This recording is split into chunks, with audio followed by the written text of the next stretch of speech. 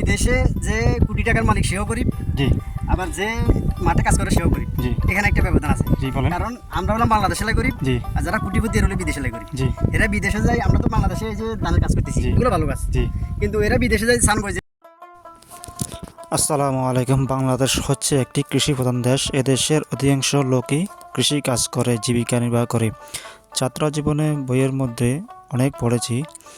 আজ সকালে আমাদের এলাকার নুরজামান ভাইয়ের সাথে কথা হলে তিনি ধান গাছ রোপণ করবেন, তাই দুপুরবেলা ওনার উদ্দেশ্যে বের হইলাম।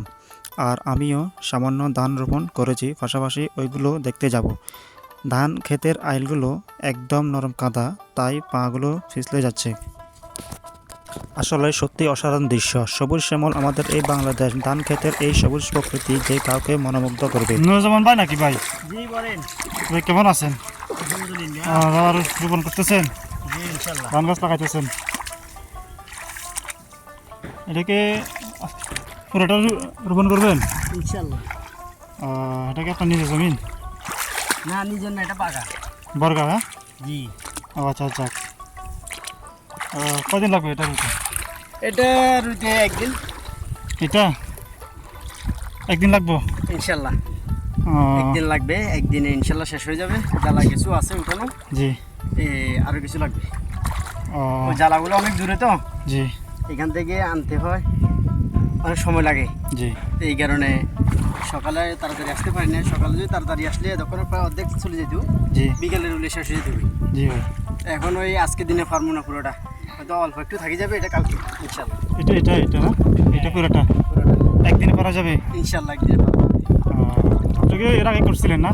হ্যাঁ, এর আগে তো আমরা তো সব সময় করি। ওই আমার ওই পাশে একটা জমি আছে, আচ্ছা সেই, ওইটা লাগাইছি। তারপরে ওই পাশে একটা জমি আছে, এটা লাগাইছি। এখন এটা লাগাইতেছি, আরো আছে, ওই এটা লাগাবো সেইটা।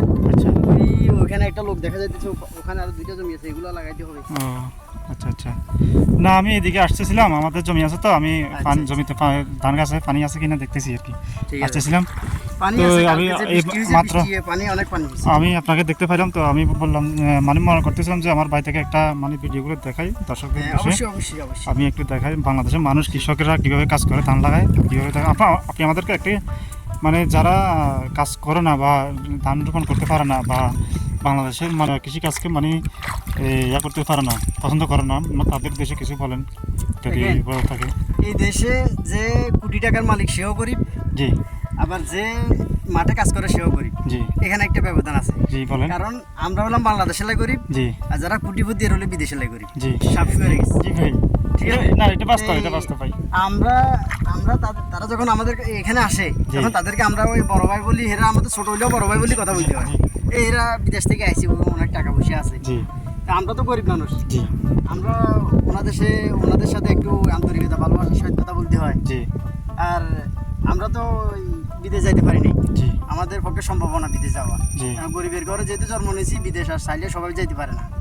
এটা হলো আমাদের কিসমত। যাক আলহামদুলিল্লাহ, তাও আমরা দেশে অনেক ভালো আছি। জি, আলহামদুলিল্লাহ। আমরা নিজে কাজ করতেছি, জি, মনের জমিতেও টুকটাক কাজ করতেছি। জি।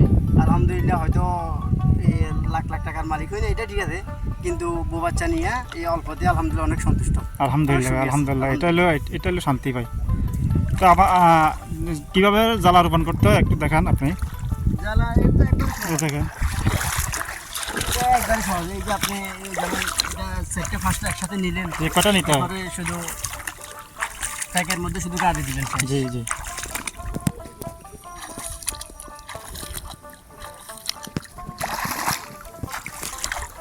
তো ঠিক আছে ভাই, আপনার সাথে কথা বলে ভালো লাগলো। তা আমি আমার জমিটা দেখে আসি ভাই।